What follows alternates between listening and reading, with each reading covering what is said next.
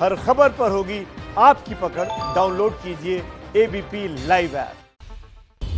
ABP news देख रहे हैं आप, साथ आपके मैं हूं कुमकुम बिनवाल। एबीपी न्यूज लगातार अपनी उस मुहिम के साथ आज भी इस सुबह के साथ शुरुआत कर रहा है कि हाथरस की बेटी को इंसाफ मिले, परिवार वालों से हमें बात करने की इजाजत मिले और उस डीएम पर कार्रवाई हो जिन्होंने न सिर्फ एबीपी न्यूज को उसकी कवरेज से रोका बल्कि हाथरस में उस परिवार पर भी एक तरह से नजरबंद करने के आरोप उन पर लग रहे हैं। तो कुल मिलाकर कहा जा सकता है कि हर दिन की शुरुआत, हर सुबह की शुरुआत होती है एक नई किरण से।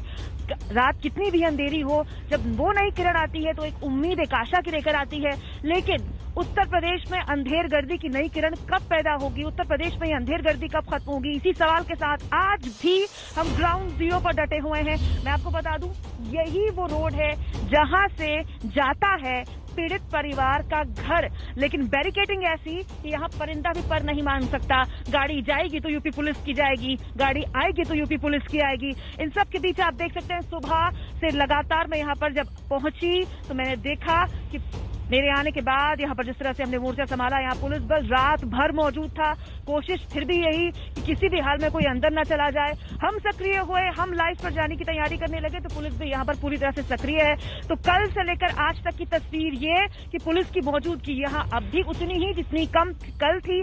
लेकिन हम अब भी सवाल पूछते रहेंगे कि हाथरस की बेटी और उसके परिवार वालों, खासतौर पर हाथरस के बेटी के परिवार वालों को मीडिया से बात करने की, एबीपी न्यूज से बात करने की इजाजत कब मिलेगी।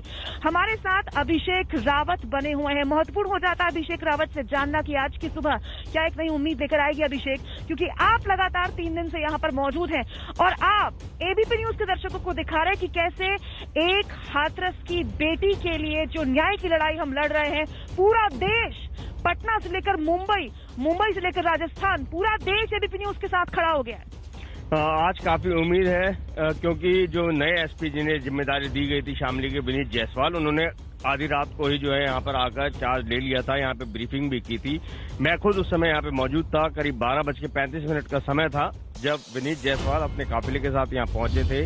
हालांकि उन्होंने ये कहा कि अभी मैं जस्ट ज्वाइन करा है तो अभी ऑन कैमरा कोई बात नहीं करना चाहता, या पहले मुझे स्थिति परिस्थिति समझने दीजिए। तो कहीं ना कहीं पूरी स्टाफ की और साथ में एसडीएम भी थे, तो सब कल एक छोटी सी मीटिंग हम कह सकते हैं हुई है। लेकिन अभी बड़ा सवाल ये है कि जो इस पूरे जिले के प्रमुख हैं, जो डीएम हैं, आखिर वो कब बोलेंगे, क्योंकि सारा मसला उनसे ही जुड़ा हुआ है। ये जो जितने भी आदेश हैं, कल ऑन रिकॉर्ड एक और एसडीएम थे, उन्होंने बोला था कि हमें आदेश जो है डीएम का होता है। तो जो ऊपर वाले के एक सस्पेंस बना हुआ, तो कम से कम ऑन रिकॉर्ड कल खत्म हुआ था कि जो भी आदेश है, चाहे वो पीड़ित परिवार को नजरबंद रखने का हो, चाहे मीडिया को दूरी बनाए रखने का हो उनसे, और ये जो बैरिकेडिंग है, तमाम ये जितने भी निर्देश दिए जा रहे हैं डीएम की तरफ से है।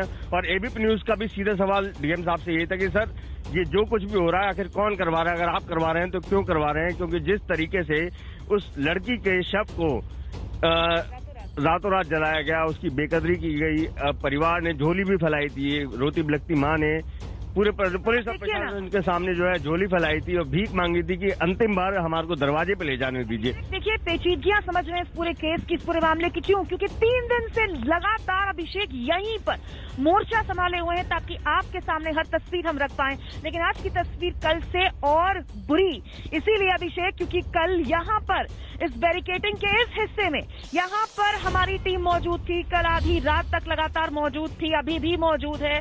लेकिन हमें रातों रात यहाँ से हटाकर यहाँ पर बैरिकेडिंग लगा दी गई और उसके बाद अब हम यहाँ पर आ गए हैं। यानी कि जो दायरा था घर से यहाँ तक का, जो कुछ कदमों के थोड़े आगे था, हम अब कुछ कदम और दूर कर दिए गए हैं। तो कुल मिलाकर पुलिस की चाक चौबंद व्यवस्था कल जैसी अब तक। लेकिन बड़ा सवाल ये है कि एबीपी न्यूज की जो मांग है कि पीड़ित परिवार से हमें बात करने की इजाजत मिले, जो कि उस परिवार का भी अधिकार है, एक मीडिया चैनल के तौर पर हमारा भी अधिकार है। दूसरी, जिले के सबसे बड़े अधिकारी यानी डीएम पर कार्रवाई कब, कैसे? एबीपी न्यूज की एक मुहिम के साथ पूरा देश खड़ा हो गया है।